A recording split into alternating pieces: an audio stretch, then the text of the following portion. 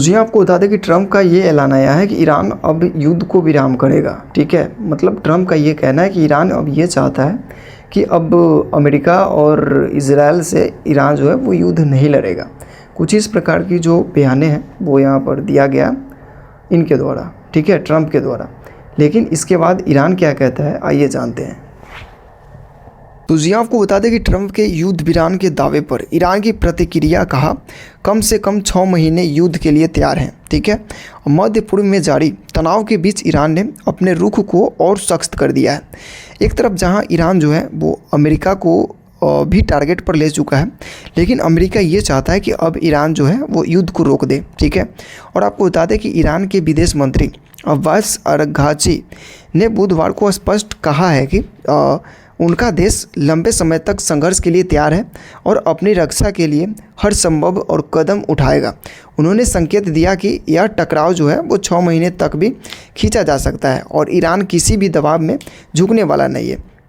Araghchi ने सवाल के जवाब में कहा कि हम कम से कम 6 महीने तक इस स्थिति का सामना करने के लिए तैयार हैं और अपने देश की सुरक्षा के लिए हर स्तर तक जाएंगे। उनका यह बयान ऐसे समय में आया है जब अमेरिका के राष्ट्रपति डोनाल्ड ट्रंप ने दावा किया कि ईरान संघर्ष खत्म करने के लिए युद्ध विराम की कोशिश कर रहा है।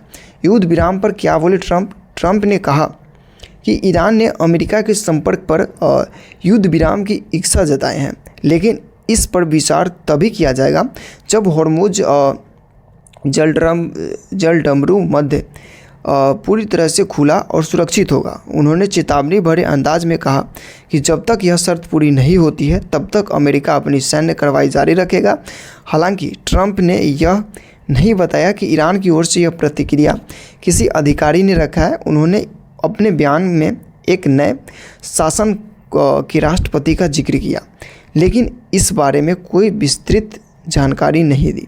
ट्रंप ने सोशल मीडिया पर प्लेटफॉर्म पर इस बात का चर्चा भी की है और इसके नेतृत्व पहले की तुलना में अधिक समझदार है और उसमें युद्ध विराम का अनुरोध किया है। बट ईरान जो है वो ऐसा बिल्कुल भी नहीं करने वाला है। वो इजराइल, तो ईरान का यही कहना है कि अभी सिर्फ और सिर्फ गेम जो है वो चालू हुआ है।